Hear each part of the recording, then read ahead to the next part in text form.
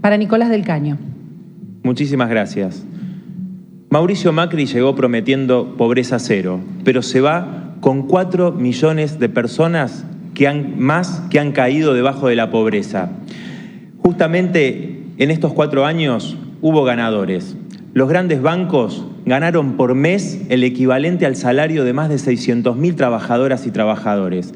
Las empresas privatizadas de luz y de gas y las petroleras, las que te arruinaron con los tarifazos, tuvieron una ganancia el año pasado de 6 millones de dólares por día. El pueblo trabajador no tiene por qué pagar esa fiesta. Creemos que la fuga de capitales es uno de los principales problemas que tiene el país. Por eso proponemos una banca estatal única, gestionada por sus trabajadoras y trabajadores, y quisiéramos saber qué piensan los candidatos de la oposición, cómo van a resolver este problema de la fuga de capitales, que además trae la amenaza de nuevas devaluaciones y golpes de mercado que van a arruinar más a los trabajadores y al pueblo. Sobre el tema de los jubilados, quisiera saber si los candidatos de la oposición estarían de acuerdo en derogar absolutamente todas las leyes y decretos que afectaron el nivel de vida de nuestras jubiladas y jubilados en estos años. Además, sobre el tema de las tarifas, nosotros somos muy claros, queremos la nacionalización de todos los recursos estratégicos gestionados por sus trabajadoras, por sus trabajadores y anular los tarifazos.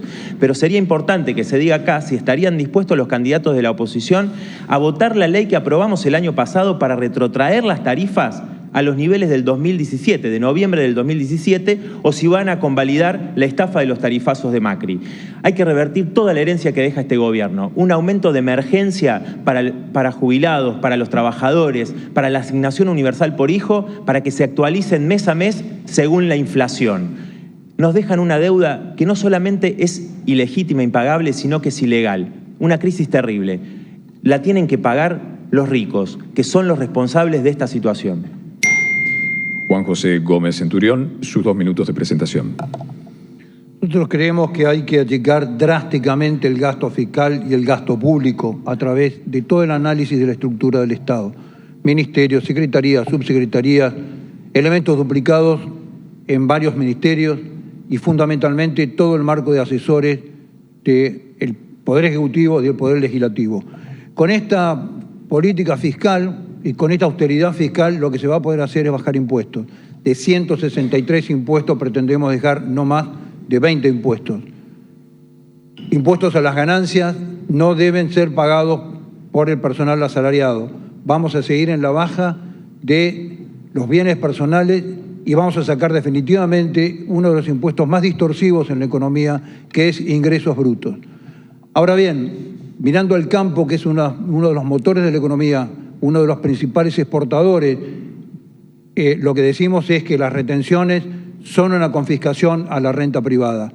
Estamos en desacuerdo con las confiscaciones y lo que queremos que el resto de los candidatos se emita con claridad en términos de retenciones sí, retenciones no.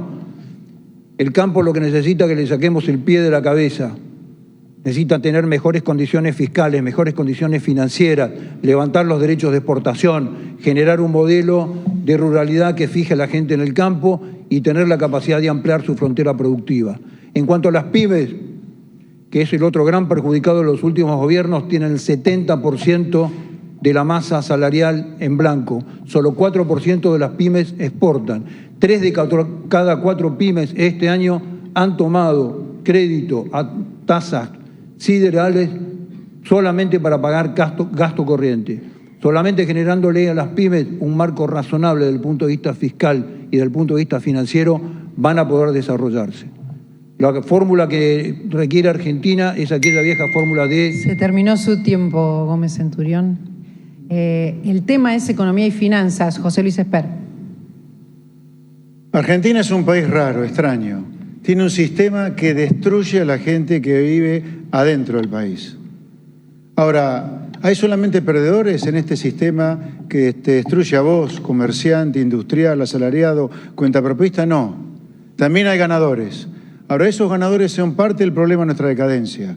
Estoy hablando de los empresarios prebendarios, que nos dicen el verso, nos meten el verso, de que sin una economía que no compita con el mundo, sin que los precios acá sean carísimos comparados con afuera, no se puede desarrollar una industria de origen nacional.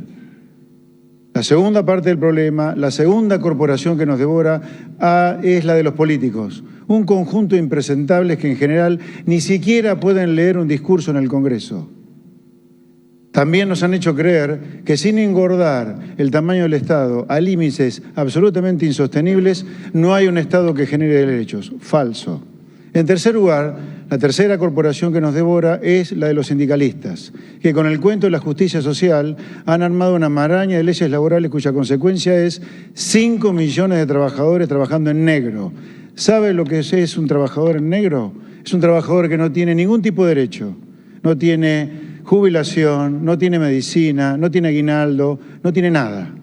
Argentina tiene que cambiar este sistema por otro, que es el que aplican los países a los cuales le va bárbaro.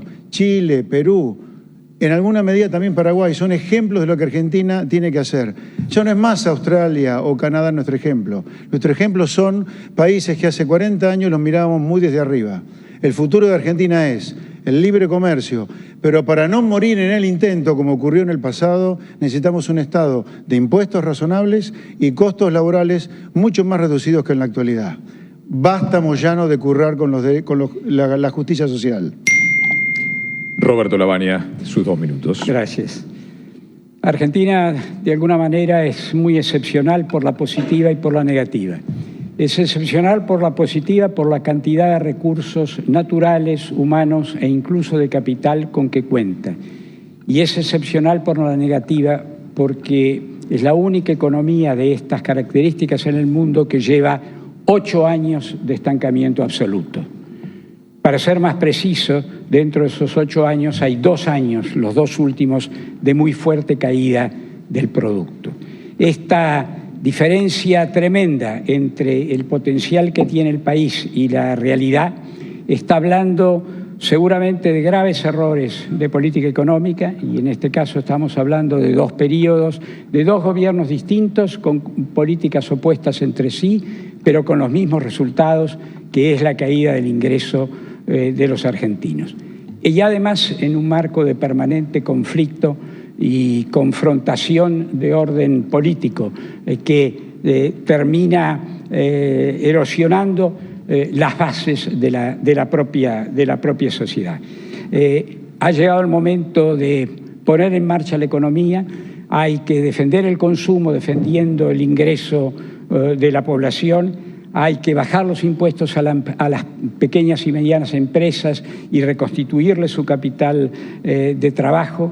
Hay que hacer de la palabra productividad un concepto válido en el marco de la economía argentina, y hay que, en definitiva, cerrar esta brecha entre lo que el país puede ser y lo que efectivamente es.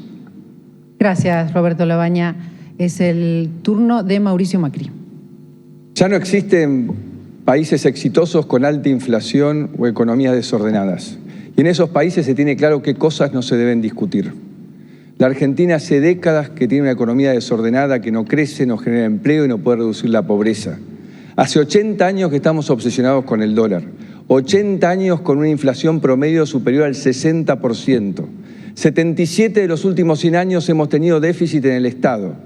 Y la pobreza promedio de los últimos 30 años ha sido el 36%. No podemos seguir así.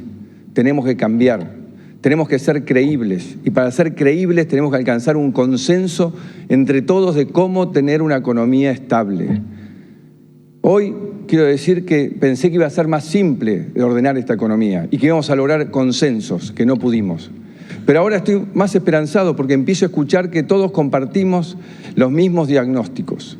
Y ya pudimos generar acuerdos acerca de vivir en democracia en los 80, de tener una política social en el 2000. Ahora vamos a tener y vamos a poder generar un acuerdo de cómo tener una economía estable.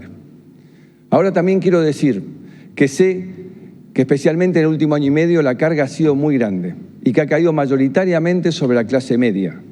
El fin de mes ha sido angustiante y agobiante. Pero quiero decirles que el esfuerzo no fue en vano, que por más que uno lo sientan en el bolsillo, Estamos mejor, estamos en un punto de partida para empezar a crecer. Tenemos energía que antes no teníamos. Hemos achicado el déficit fiscal al 20%. Exportamos más de lo que importamos y comenzamos a bajar los impuestos, que hay que seguir bajando, y me asusta cuando escucho a algunos decir que hay que volverlos a aumentar. Con estas bases, con un consenso, estamos para entrar en una nueva etapa de crecimiento y alivio para la clase media. Gracias, Macri. Economía y finanzas es el tema, y el turno, Alberto Fernández.